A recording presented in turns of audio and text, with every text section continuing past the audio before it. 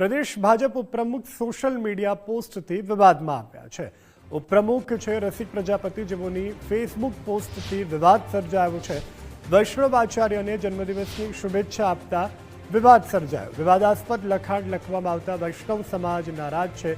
વૈષ્ણવ સમાજના આગેવાનોની રસિક પ્રજાપતિ માફી માગે તેવી માગ છે। ખડિયાતા વૈષ્ણવ સમાજના પ્રમુખોએ માફી માંગવાની પણ માંગ કરી છે।